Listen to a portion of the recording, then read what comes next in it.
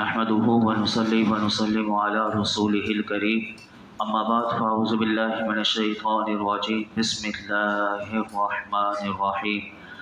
قالوا اولم ننهك عن العالمين قال هؤلاء بناتي ان كنتم فاعلين۔ انہوں نے کہا کیا ہم نے تمہیں دوسروں کے معاملے میں دخل دینے سے منع نہ کیا تھا؟ فرمایا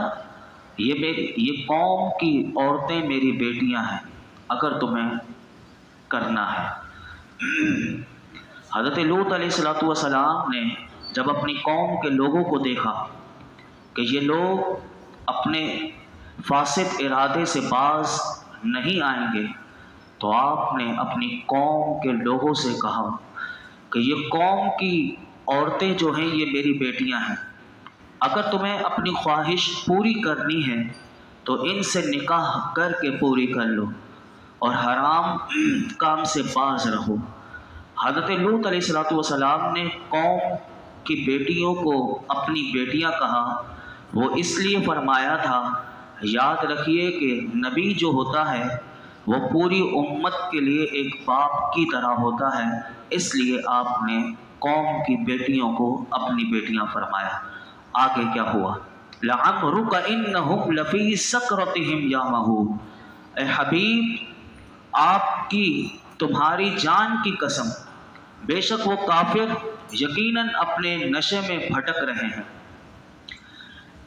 حضرت عبداللہ بن عباس رضی اللہ عنہما فرماتے ہیں کہ اللہ رب العالمین کی مخلوق میں سے کوئی جان اللہ کی بارگاہ میں آپ صلی اللہ علیہ وسلم کی جان پاک کی طرح عزت اور حرمت نہیں رکھتی، اور اللہ رب العالمین نے اپنے محبوب کی عمر کے سوا کسی کی عمر اور زندگی کی کبھی قسم نہیں فرمائی۔ یہ مرتبہ صرف میرے اور آپ کے آقا علیہ السلام ہی کا ہے، اور اس قسم کے بعد اللہ نے ارشاد فرمایا کہ بے شک وہ کافر یقیناً اپنے نشے میں بھٹک رہے ہیں۔ بعض مفسرین نے فرمایا کہ یہ کلام فرشتوں نے حضرت لوط علیہ السلام سے فرمایا تھا۔ اعلیٰ حضرت اس مقام پر جو حضور کی قسم کھائی گئی، اس پر مسلمانوں کو سمجھاتے ہوئے اعلیٰ حضرت فرماتے ہیں، مسلمان، یہ مرتبہ جلیلہ اس جان محبوبیت کے سوا کسی کو میسر نہیں ہوا کہ قرآن عظیم نے اللہ نے اپنے محبوب کے کبھی شہر کی قسم کھائی، کبھی ان کی باتوں کی قسم کھائی، کبھی ان کے زمانے کی قسم کھائی، اور کبھی ان کی جان کی قسم کھائی۔ تو فرماتے ہیں ہاں اے مسلمان، محبوبیت کبریٰ کے معنی یہی ہیں۔ اور ابن مردودیہ اپنی تفسیر میں حضرت ابو ہریرہ رضی اللہ تعالیٰ عنہ سے راوی فرماتے ہیں کہ نبی اکرم صلی اللہ علیہ وسلم خود فرماتے ہیں کہ اللہ نے کبھی کسی کی زندگی کی قسم یاد نہ فرمائی سوائے محمد صلی اللہ علیہ وسلم کے، جیسے کہ یہاں سے پتہ چل رہا ہے کہ اللہ رب العالمین نے اپنے محبوب کی جان کی قسم فرمائی اور فرمایا لعمرک۔ آپ اس سے اندازہ لگائیے کہ اللہ کو اپنے حبیب سے کتنی محبت ہے کہ اللہ ان کی جان کی قسم، حالانکہ اللہ رب العالمین کی شان، اس کی عظمت کتنی بلندی ہے کہ حضور بھی اللہ کے بندے ہیں، لیکن اللہ اپنے محبوب سے پیار کتنا کرتا ہے کہ فرمایا کہ لعمرک، اے محبوب تیری جان کی قسم۔ اور اسی طرح اگر آپ دیکھیں تو اللہ رب العالمین نے اپنے محبوب کی جگہ جگہ حضور کی قسم یاد فرمائی۔ اس سے حضور کا مرتبہ اور مقام پتہ چلتا ہے۔ ہدایت کے بخشش میں اعلیٰ حضرت اس شعر پر بات ختم کر دی، فرماتے ہیں وہ خدا نے ہے مرتبہ تجھ کو دیا، نہ کسی کو ملے نہ کسی کو ملا، کہ کلام مجید نے کھائی شہا تیرے شہر و کلام و بقا کی قسم، کہ یا رسول اللہ آپ ایسی ہستی ہیں کہ اللہ رب العالمین آپ سے اتنا پیار کرتا ہے کہ آپ کے شہر کی، آپ کے کلام کی، آپ کی زندگی کی جو رب قسم کھائے تو وہ حضور کس شان والے نبی ہوں گے، اندازہ لگائیے۔ آگے اللہ رب العالمین نے ارشاد فرمایا فَأَخَذَتْهُمُ الصَّيْحَةُ مُشْرِقِينَ فَجَعَلْنَا عَالِيَهَا سَافِلَهَا وَأَمْطَرْنَا عَلَيْهِمْ حِجَارَةً مِّن سِجِّيلٍ۔ تو دن نکلتے ہی انہیں زوردار چیخ نے آ پکڑا تو ہم نے اس بستی کا اوپر کا حصہ اس کے نیچے کا حصہ کر دیا اور ان پر کنکر کے پتھر برسائے۔ یعنی پیچھے آپ سن چکے تھے کہ حضرت لوط علیہ السلام کو رات کے وقت نکلنے کا حکم ہوا تھا۔ یہاں پر بتایا گیا کہ جب سورج صبح نکلا ہی تھا کہ حضرت لوط علیہ السلام کی پوری قوم کو ان کے اوپر اللہ کا عذاب آ گیا، اور وہ عذاب اس صورت میں آیا کہ حضرت جبریل علیہ السلام کی زوردار چیخ نے انہیں آ پکڑا، اور وہ ہوا یہ کہ حضرت جبریل علیہ السلام نے اس پوری بستی کو اٹھا کر، جب آپ کے حضرت لوط علیہ السلام اور آپ کے ساتھ جو ایماندار مومنین تھے وہ اس بستی سے نکل گئے، تو حضرت جبریل نے قرآن بتاتا ہے کہ وہ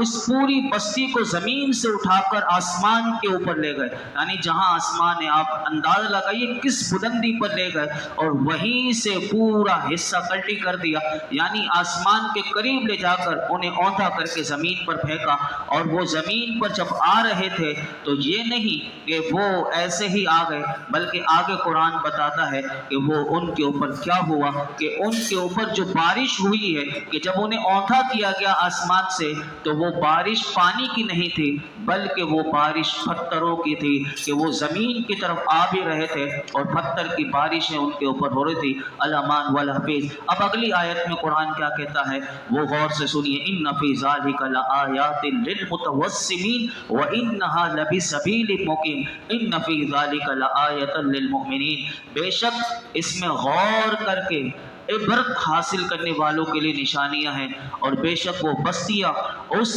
راستے پر ہیں جو اب تک قائم ہیں، بے شک اس میں ایمان والوں کے لیے نشانیاں ہیں۔ یہاں پر آپ دیکھیے کہ بار بار بے شک کہہ کے، یقیناً قرآن کی بات حق ہے لیکن بے شک کہہ کے بتایا گیا کہ پہلی بات بتائی گئی کہ متوسمین کون ہوتے ہیں، عبرت حاصل کرنے والے جو نشانیوں سے۔ تو یہاں پر قرآن کہتا ہے کہ حضرت لوط علیہ السلام کی قوم کا ان کے مہمانوں کی بے حرمتی کرنے کا قصد کرنے اور ان کی بستیوں کو الٹ دیے جانے اور ان پر پتھروں کی بارش میں غور کر کے عبرت حاصل کرنے والوں کے لیے بہت بڑی نشانیاں ہیں کہ جن کے ذریعے وہ حق کی حقیقت پر استدلال کر سکتے ہیں۔ یعنی یہ ہمارے لیے بھی بہت بڑا پیغام ہے کہ جب اللہ کا عذاب آتا ہے تو پھر پوری بستی کو اٹھا کر وہ تہس نہس کر دیا جاتا ہے، اور یہ وہ کام ہے کہ جس طرح میں نے کل بھی عرض کیا تھا کہ 22 مئی